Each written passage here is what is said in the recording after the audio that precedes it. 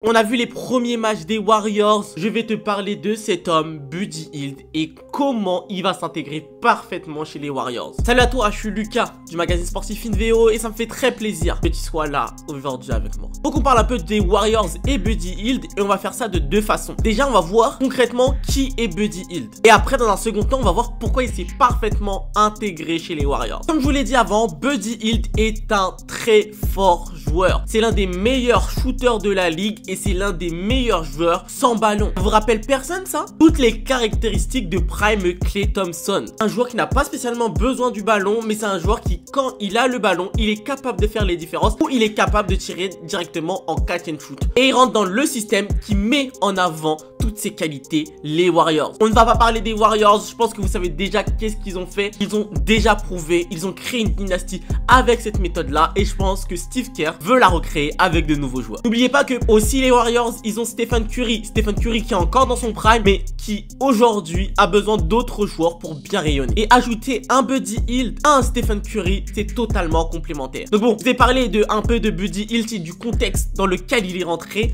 Maintenant, il va falloir parler des situations qui le mettent concrètement en avant. Et pour ça, on va prendre son premier match de pré-saison. Je sais que la NBA actuellement a commencé. Je viens de voir les 36 points d'Anthony Davis. Vous inquiétez pas, il y aura une vidéo aussi sur ça. Mais pour l'instant, on se concentre sur Buddy Hield. Alors, je vais te parler de la première situation. Situation très importante parce qu'il résume déjà pas mal ce que peut faire Buddy Hield. Donc là, concrètement, on est sur un mouvement sans ballon avec une lecture défensive sur le porteur du ballon et sur le pick and roll. Et enfin, il a réussi à se recentrer. C'est tout ce qu'on attend d'un joueur sans ballon. Si vous le regardez bien, comme je vous l'ai dit, il a lu directement son adversaire à partir du bloc. S'il avait continué vers le sens du bloc, je pense qu'il se serait fait rattraper parce que le défenseur avait triché. Mais en changeant de direction comme ça a permis de créer un plus grand décalage et il a eu le temps carrément de dribbler. Donc les gars, faites attention à comment est posé le bloc et faites attention à comment le défenseur sort du bloc. S'il sort haut, ça veut dire qu'il ne couvre pas la pénétration. Mais au contraire, s'il couvre et il passe en dessous le défenseur, changez de direction directement et essayez de shooter le plus rapidement possible. Parce qu'il sera forcément en décalage à partir de ça. Et Buddy Hield nous l'a très bien montré. Deuxième situation qui peut être aussi très intéressante, je la mets juste maintenant.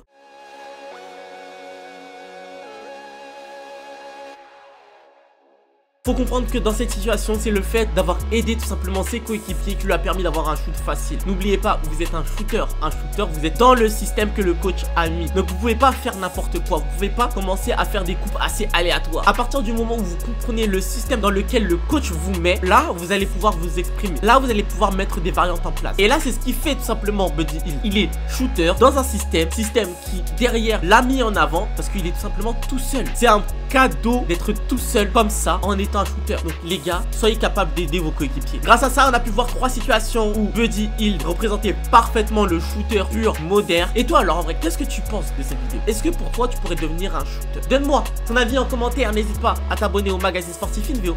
Et je te dis à très vite dans une nouvelle vidéo.